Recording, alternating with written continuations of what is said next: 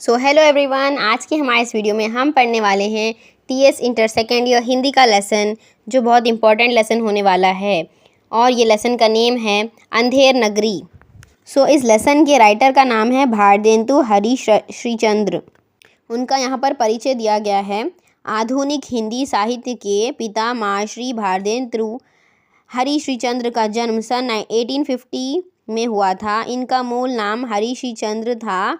भारतेंदु उनकी उपाधि थी। हिंदी साहित्य में आधुनिक काल का प्रारंभ भारतेंदु माना जाता है। इन्होंने अपनी रचनाओं में देश की गरीबी पर दीनता का चित्रण किया है। हिंदी को राष्ट्रभाषा के रूप में प्रतिष्ठित करने में भी इनका योगदान रहा। यह एक मौलिक नाटक है। साहित्यिक परिचय। भारतेंदु बहुमुखी परिभाषा संपन्न थे। वे एक उत्कृष्ट कवि थे। सारांश। अंधेर नगरी हास्यात्मक एकांकी है। एकांकी हमें यह सबक देती है कि मूर्खों का संग कभी हमारा भला नहीं कर सकता। एकांकीकार भारतेंदु हरिश्रीचंद्र हिंदी के बहुमुखी साहित्यकार है। तो यहाँ इस राइटर को हम कहते हैं father of modern Hindi literature. इन्हों जो थे वो बिगिनिंग करे मॉडर्न हिंदी लिटरेचर के एरा के। तो इन्होंने ही हिंदी के लिटरेचर में जो आधुनिक कहानियाँ थी वो उन्होंने लिखा था। और उन्होंने कंट्री के गरीबी के बारे में लिखा था। और उनकी जो लैंग्वेज थी वो नेशनल लैंग्वेज हिंदी में उन्होंने बहुत सारी चीज़ें लिखी थी। और वो एक एक्सेलेंट पोएट थे और उनके पास अच्छी स्टोरी टेलिंग स्किल्स थे। उनका ओरिजिनल नेम हरिश्रीचंद्र था, बट भारतेंदु उनका टाइटल था।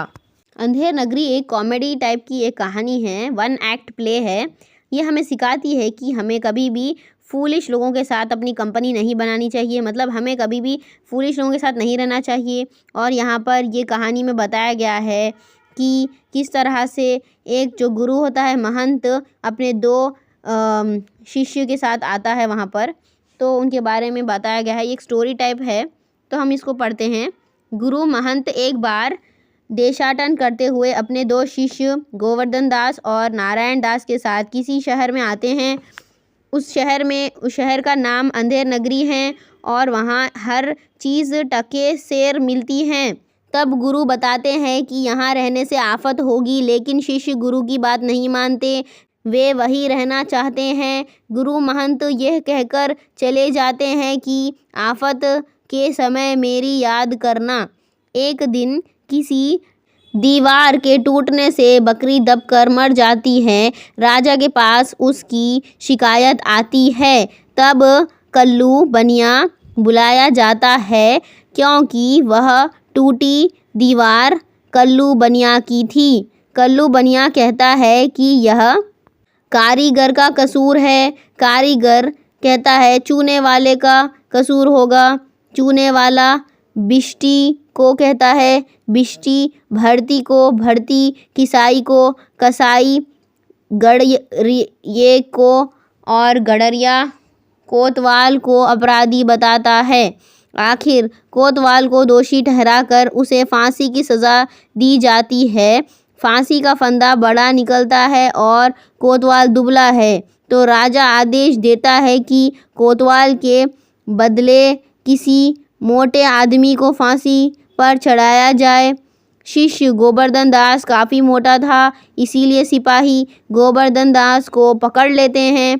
जब सारी बातें मालूम होती हैं तब गोवर्धन दास को बड़ा पछतावा होता है।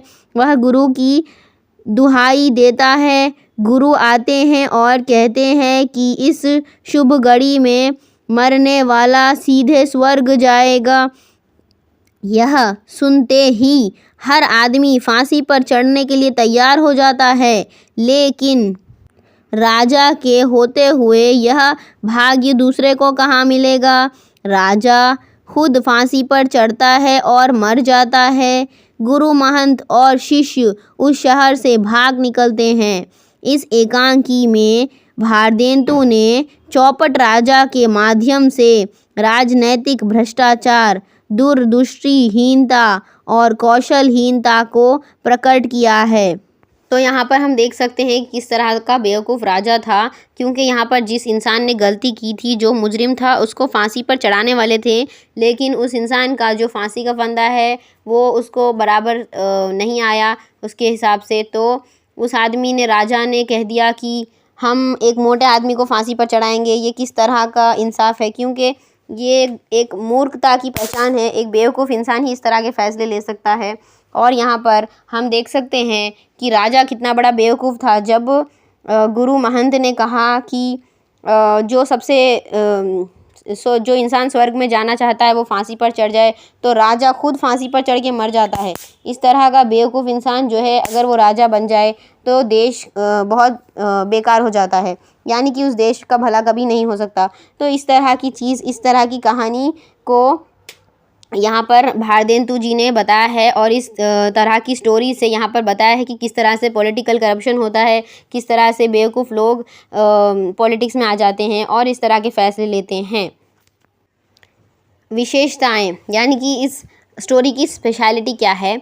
इस एकांकी में विवेकहीन और निरंकुश शासन व्यवस्था का पर व्याव्यांग करते हुए उसे अपनी ही कर्मों द्वारा नष्ट होते दिखाया गया है। यानी कि इस स्टोरी में जो इरैशनल और ऑटोक्रेटिक सिस्टम होता है गवर्नेंस का, उस टाइप के गवर्नमेंट में कुछ ऐसे एक्शंस होते हैं जिससे वो खुद को डिस्ट्रॉय कर लेते हैं।